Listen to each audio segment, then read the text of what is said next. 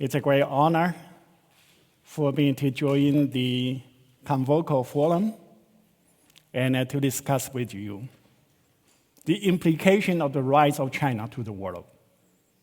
You know, this year is the 40th anniversary of China's transition from a socialist planning economy to a market economy.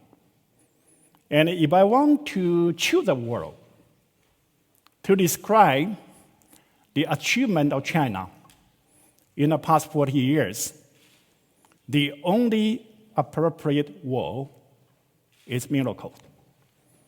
Because in 1978, China was one of the poorest countries in the world.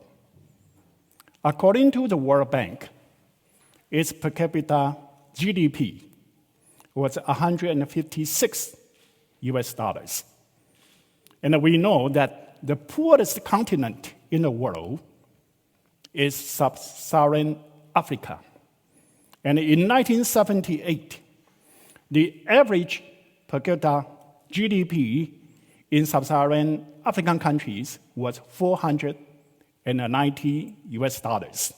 That means the income in China was less than 1/3 of the poorest continent in the world. Like other poor countries, in 1978, 81% of the population lived in rural areas, rely on agriculture for living. At that time, 84% of the population lived below the international poverty line of $1.25 a day.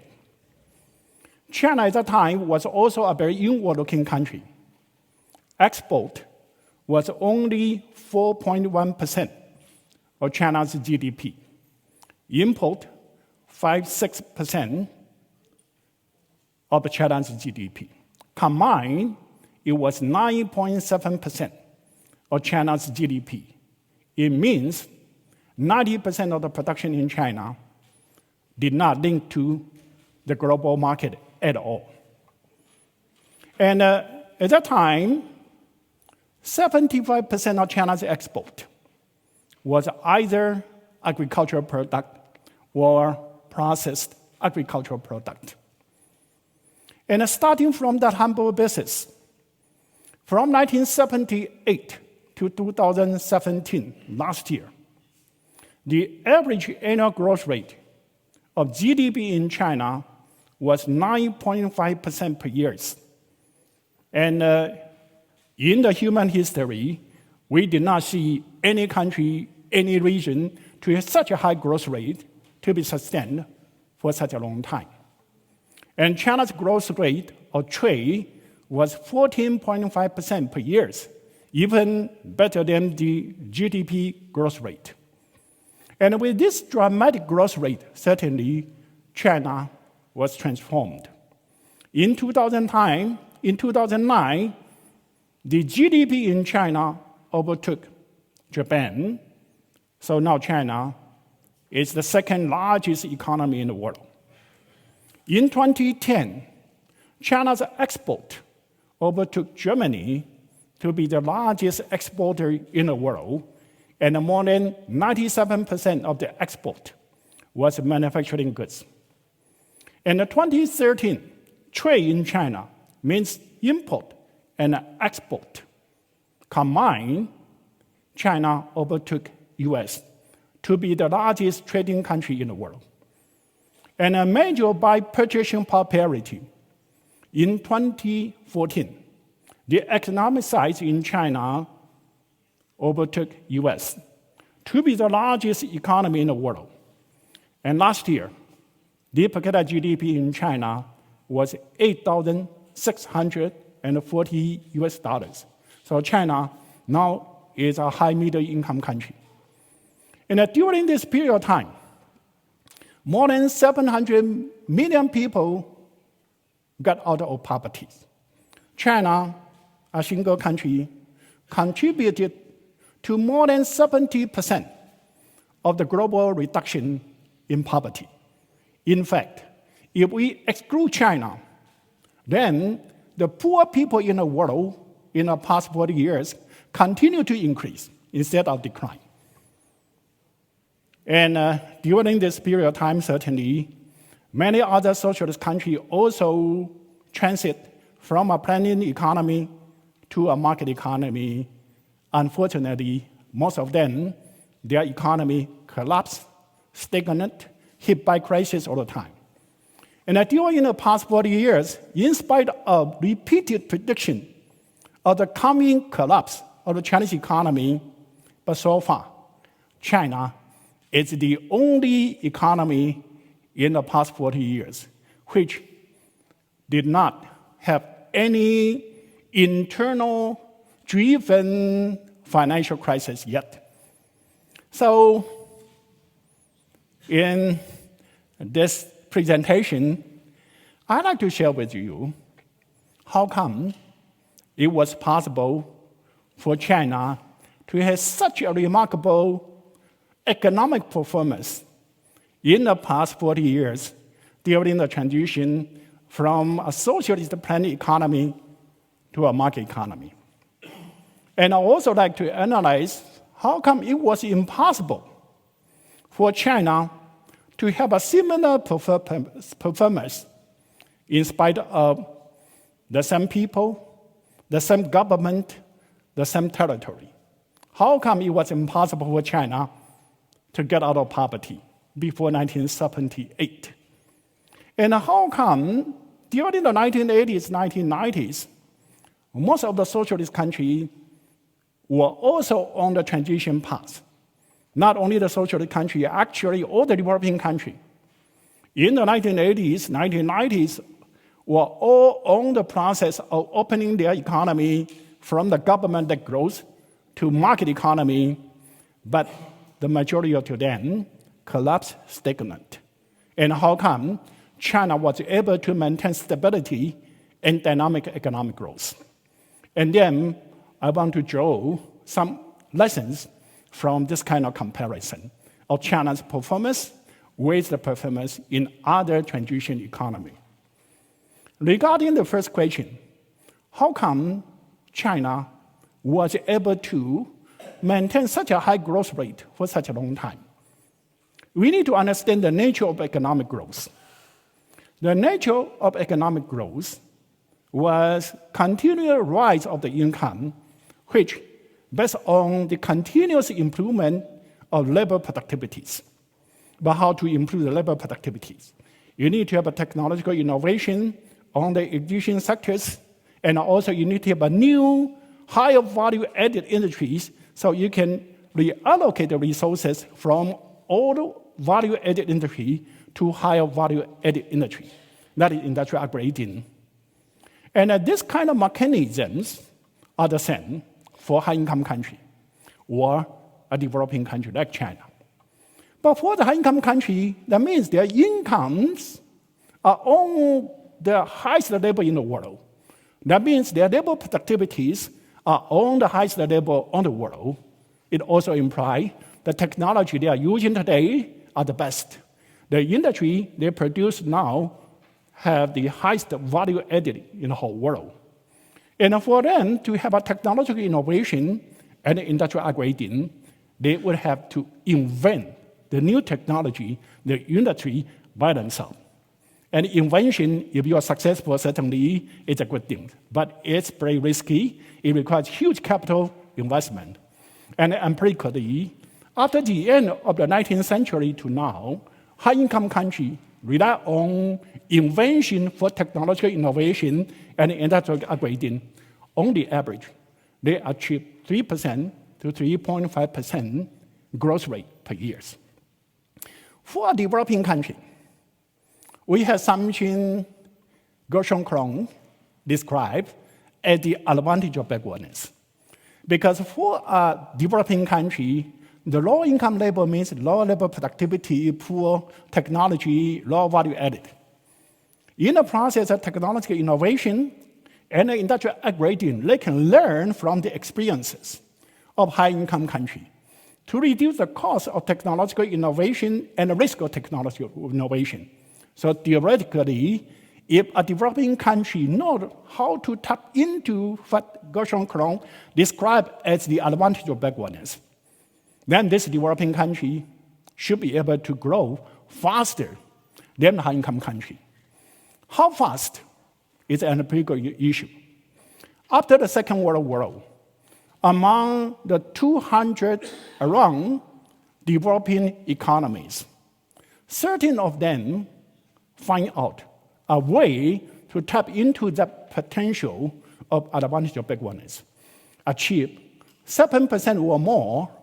That means their growth rate was twice or even 3 times as high as a high-income country, and to be sustained for 25 or more years.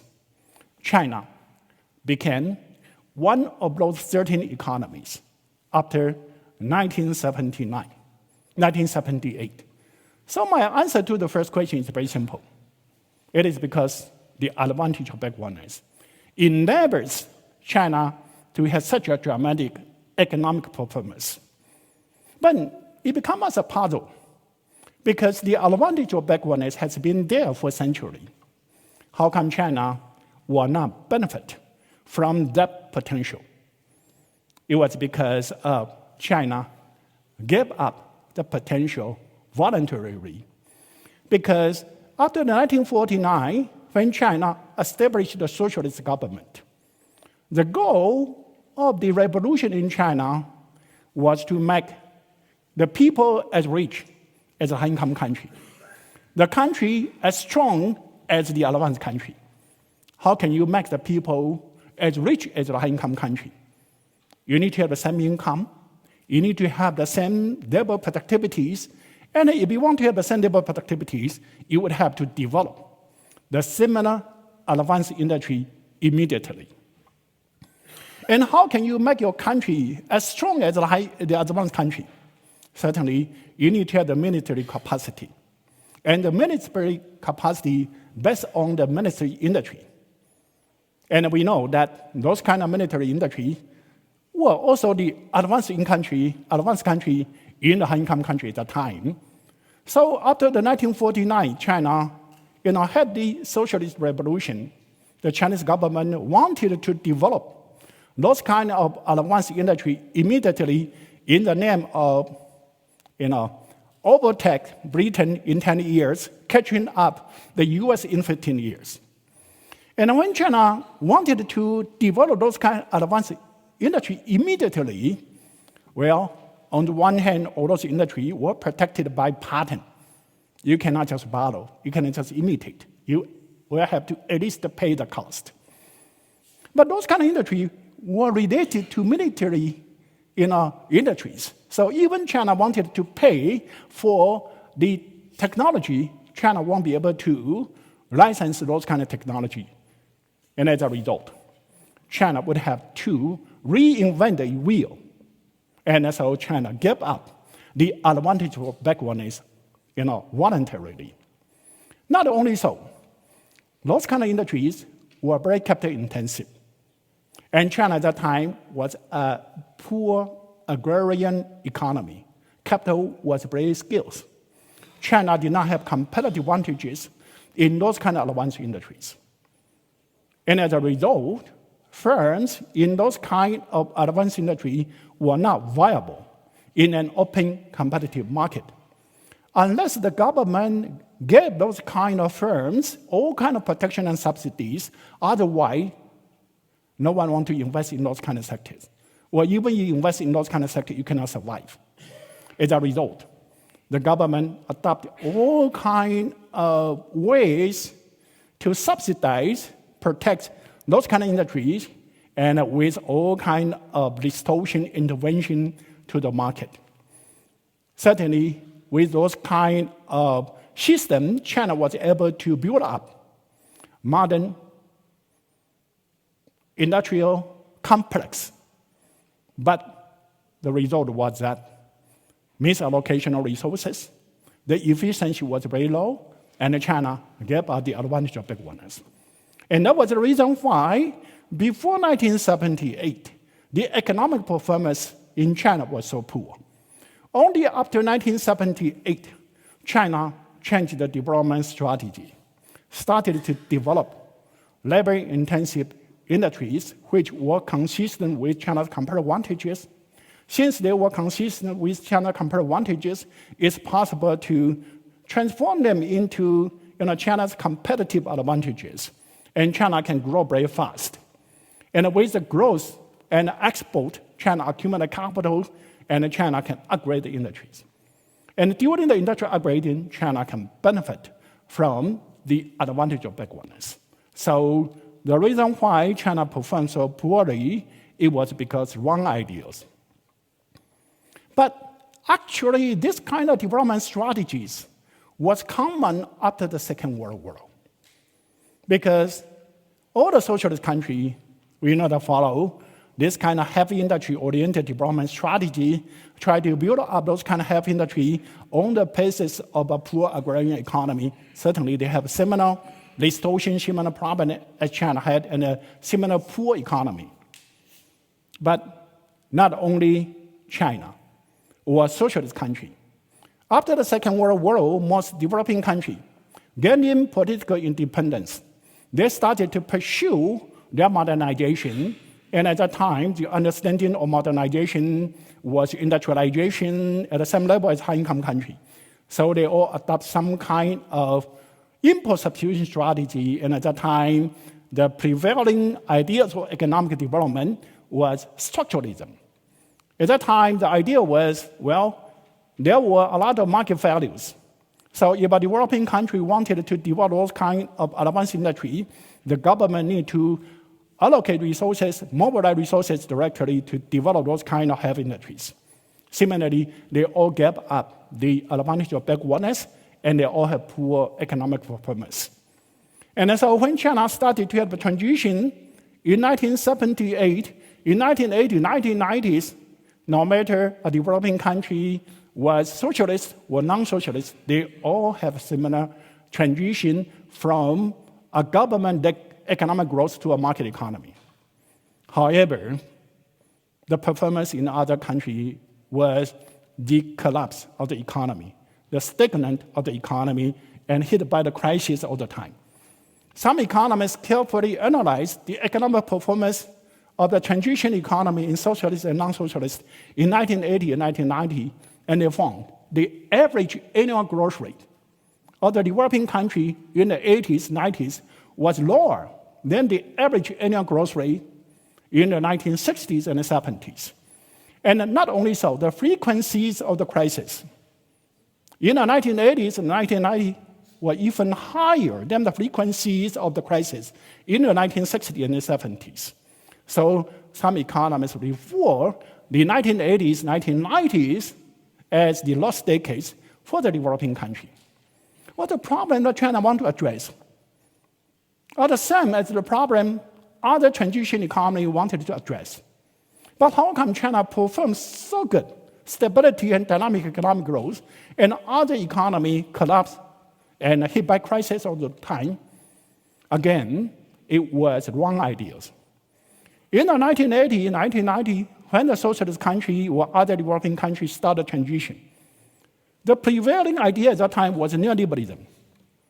Their observation and their explanation for the poor performance of the developing country was they had too many government intervention and distortion in the market, caused misallocation of resources and so on.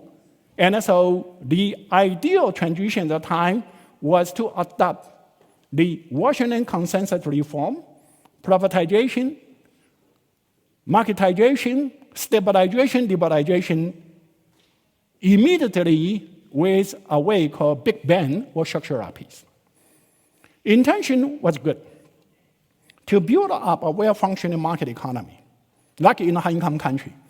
But this approach neglects those kind of distortions were designed as a way to protect the old industry which the firm were not viable and they went against the country comparative advantages.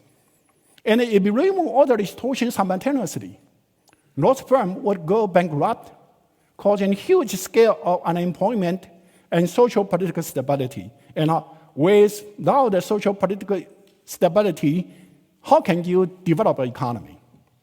And China did not adopt that. China adopted some kind of gradual dual-track piecemeal approach. On the one hand, continue to provide some kind of transitory protection and subsidies to the old sectors to maintain stability. And on the other hand, liberalize the entry to the new sectors and facilitate the new sector which are labor-intensive to become a competitive sectors by providing good infrastructure, good business environment in an enclave approach, spatial economy zone or export processing zone. And with this, China can achieve stability and dynamic economic growth. Not only the dynamic growth allow China to tap into the potential of advantage of backwardness, but also the dynamic growth in the new sectors will mean quick accumulation of the capital and a quick transformation of the competitive advantage in China. And so the old sectors gradually turn from against China's competitive advantage to become consistent with China's competitive advantages. When they are consistent with China's competitive advantages, then they are viable. They don't need to rely on the government protection and subsidy, and China could remove those kind of subsidies and protections and converge to a well-functioning market economy. And by this, what are the implications for the world? What are the implications for the world? We know that so far only about 15% of the population in the world live in the category 3 that Mrs. Fricks just mentioned. And the other 85% of the population living in the developing world. By the time of 2025, most likely, China will become a high-income country. And China currently has a population of 19% of the world. So by the time, 1/3 of the population in the world will live in a high-income country. However, we still have 2/3 of population in the developing world. If they cannot grow dynamically, create a job, fulfill their aspiration, they are not going to have a social political stability.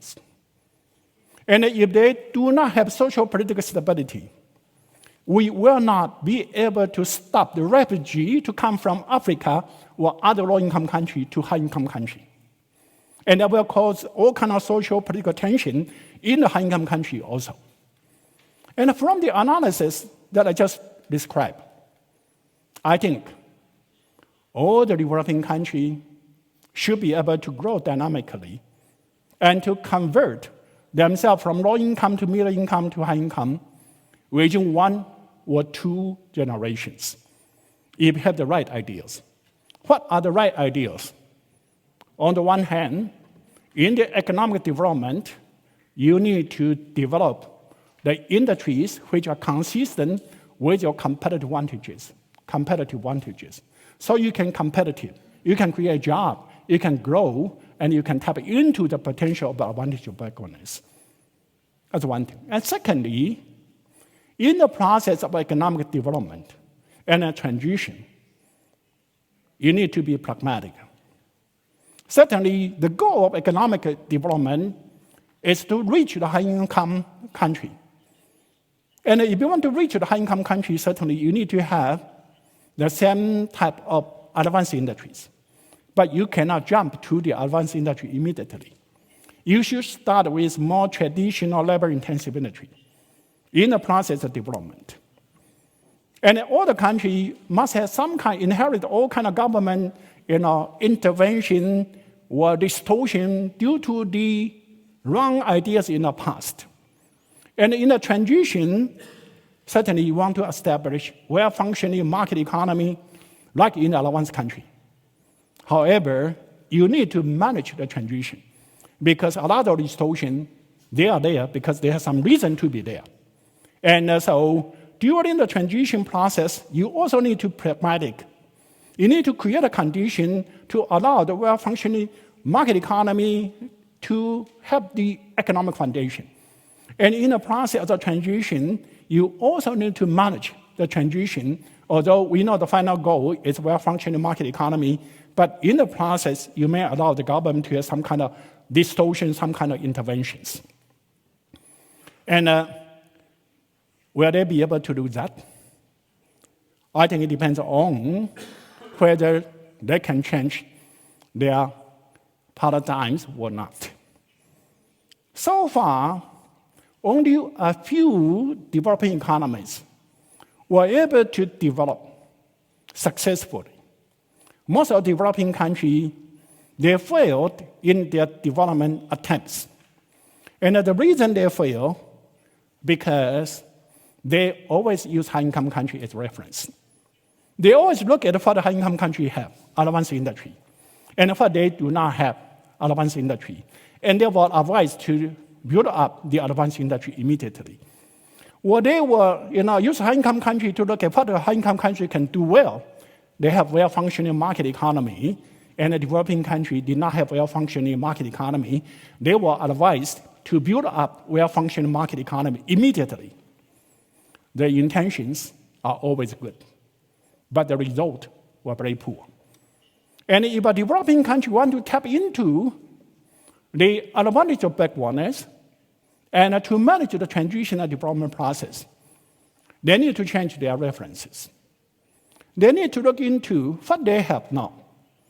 That's their endowments. What they can do well now, that's their comparative advantages. And then create a condition to scale up what they can do well. If they can have this kind of change in ideas and approach, I think all the developing countries will be able to benefit from Gershon Krohn's ideas of the advantage of backwardness and grow dynamically for 20, 30, 40 years and to transform from poverty to prosperities. It should be good for the developing country, but it will also be good for the high-income country. As Mrs. Frick just mentioned, unless the developing country can enjoy prosperities, otherwise, they are not going to have social political stability. If they do not have social political stability, we cannot stop the refugee to fly into Europe and North America. And that will cause all kinds of social political tension. So to help the developing country to grow dynamically is good for the developing country and also good for the developing country. And not only so, if they can grow dynamically at 8% or 10%, there will be the large expansion of the market for the high-income country. And if the high-income country want to enjoy the continuous prosperity, a continuous expansion of market would be essential.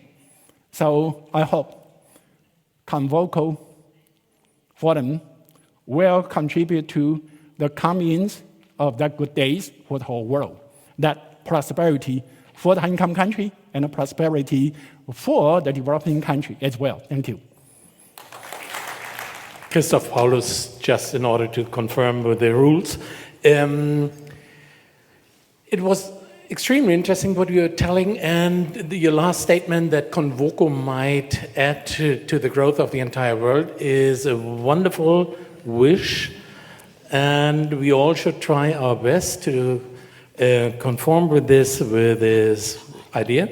However, you have been working at the World Bank, and the motto of the World Bank is fighting poverty.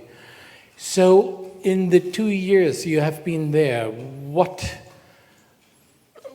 recommendations did you give the World Bank, and what has the World Bank accepted so far in order to transform the Chinese recipe to the rest of the world? Thank you very much for the questions.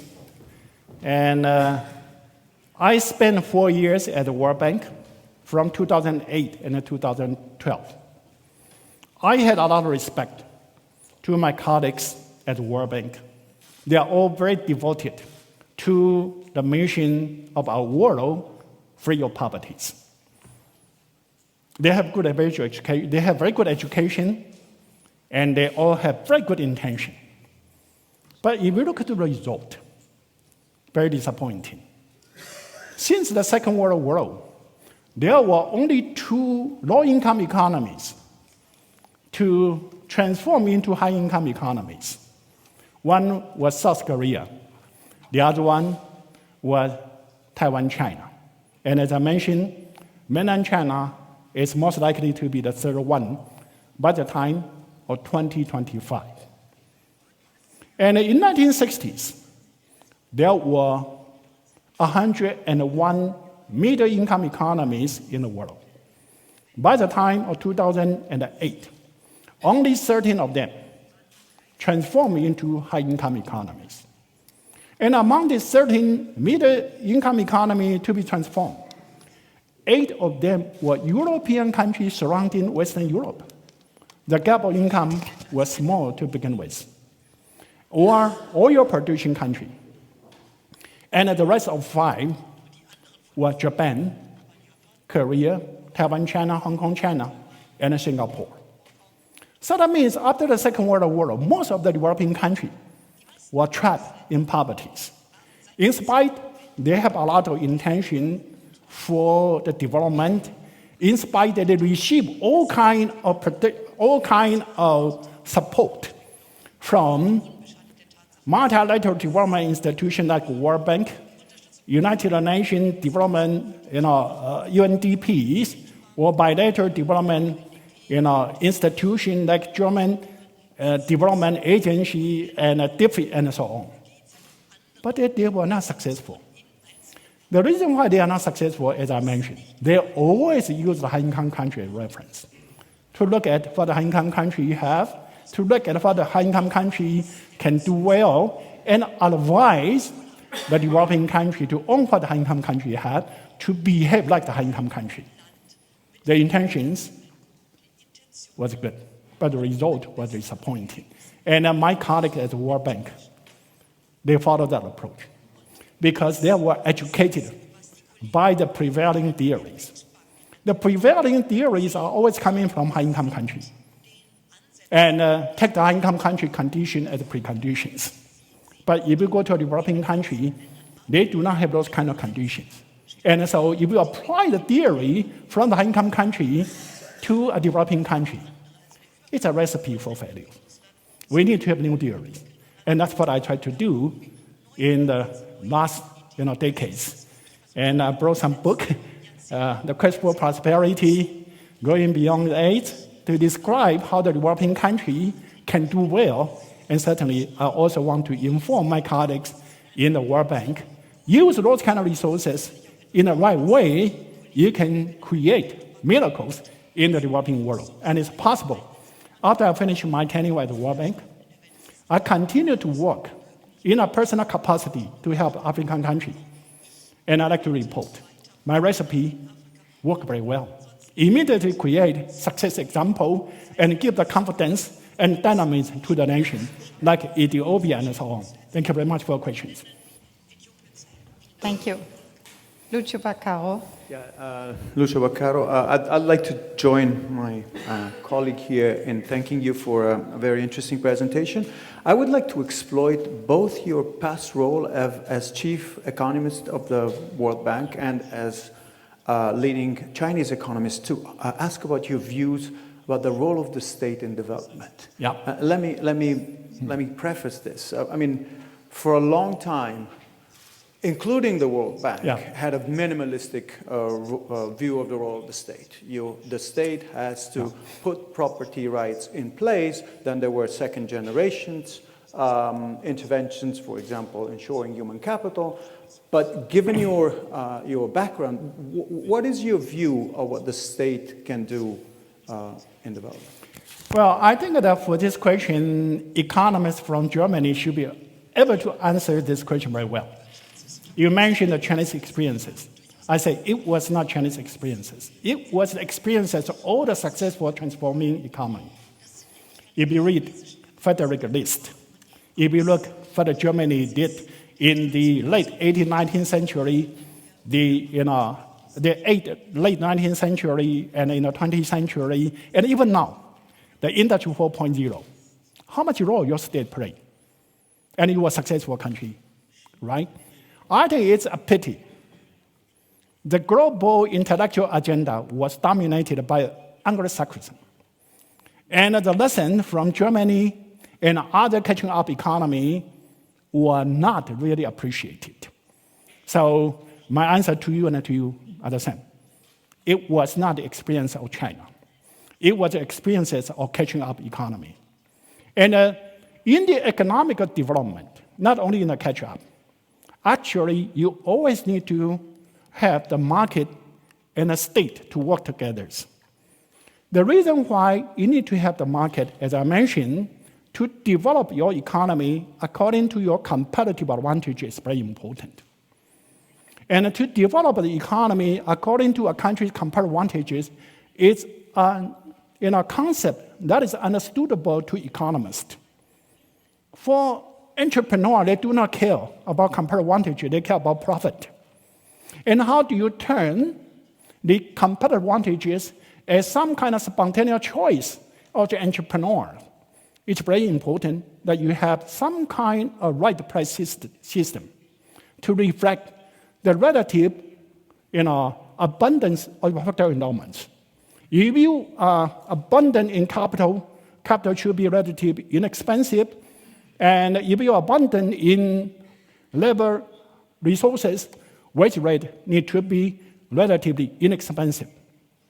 If you have those kind of price system, entrepreneur for the sake of profitability, they will use inexpensive factors to replace the expensive factors in their technology or to enter into those kind of industries. And then their choice of technology and industry will be consistent with their competitive advantages, determined by their factor endowments. And how can we get all kind of price system? The only way we can get that kind of price system is a well-functioning competitive markets. But economic development is not a static allocation of resources. Economic development means continuous upgrading of industry and technological innovation. You need to have the first mover to invent a new technology or enter into the industries. The first movers encounter all kinds of challenges, so you need to provide some kind of incentive for the first movers. And the success of a first mover not only depends on the entrepreneurship of the first mover, but also depends on whether you have the right hard infrastructure, right financial institution, right legal institution, and so on. And those kind of improvement in hard and soft institution or infrastructure, the entrepreneur individually cannot do it. So either the state will have to coordinate the improvement or provide the improvement. So by that, you always need to have a proactive facilitation state, as described by Frederick List and so on. And so to me, we always need to have two hands. And unfortunately, if you look into the neoliberalism, they only talk about the market and they neglect the importance of the state. But we cannot do only because of the book tells us to do that, and we cannot violate the book. So when you talk about Adam Smith, I always say that we should go back to Adam Smith, but not go back to the wealth of nation. We go back to the title of the book, an inquiry into the nature of the causes of the wealth of nation. We need to have an inquiry into the nature of the problem that we try to address. And the nature of the problem will be different for country at different stage of development, for country facing different kind of challenges. So we need to develop those kind of approach. An inquiry into the nature instead of an inquiry into the book. Adam Smith described what his observation during the 18th century. At that time, trade was very important. But at that time, industrial revolution just started. Adam Smith did not observe industrial revolution. And the condition for the industrial revolution and the condition for the trade are very different. We cannot say because Adam Smith did not describe the role of state in the process of industrial upgrading, so we should neglect the state. So if we adopt that kind of approach, we certainly can work together to understand the success of catching up, not only in China, in East Asia, but also in Europe, and come up with a better understanding about how to help other developing countries, today they are in a transition process or catching up process. It's very short indeed. Professor Lin, we are talking about the rise of China and its implication for the world. You did mention one word which is very important for us, the Silk Road. Are concerns justified in Europe because of the domination, political, economic, of China in Africa and Europe? Well, China now is the second largest economy measured by market exchange rate. China is the largest economy measured by purchasing power parity. China is the largest trading country in the world. And by the time of 2025, China is likely to be a high-income country also. Certainly, that means China needs to, shoulder more responsibility for the global development. Especially, China should also give help to the developing world, so we can enjoy the common prosperity and harmony, peace in the world. So that's an obligation for any advanced country. So China reached that stage. China needs to give more help. But China also needs to reflect. After the Second World War, all the high-income countries played that role. And not only played that role, they were very generous. I have a book, The Going Beyond AIDS, and I documented that. So far, the high-income country gave more than $3 trillion to the developing country to help them. But as I mentioned, if you exclude China, the number of poor people in the world did not decline, continue to rise. And as I mentioned, only 2 economies now move from low income to high income. And among those 101 economy, middle income economy, only 13 transform themselves from middle income to high income. So that means what? With all the support from the high income country, more than 80% of the developing countries were trapped in poverty or middle income status. So China, when started to play the role of contributing to global development, China should not only give the money. China also needs to reflect, can we do better than what we're doing now? And I think that China may have that opportunities. Certainly, every country, when they try to give the support to other countries, they always rely on their own experiences. They always think of what they have are the best, what they do are the best, what they desire are the most desirable. China is very hard to avoid that kind of tendency. However, China is a developing country. What works in China is most likely to work in other developing countries. What would be desirable in a developing country is most likely to be desirable in other developing countries. For example, if you look into the global development, what is the bottleneck for the development in most of the developing countries? Actually, infrastructure bottlenecks is the most important bottlenecks. But if you follow the conventional ideas, neoliberalism, they think investment in infrastructure is an economic activity. If it is an economic activity, the market will take care of that. The government should play any role. As a result, infrastructure politics exists anywhere. And so China's One Belt One Road use infrastructure connectivity as the entry point. Then I think it's most likely to be helpful to the other developing countries. Thank you. Yeah, thank you very much.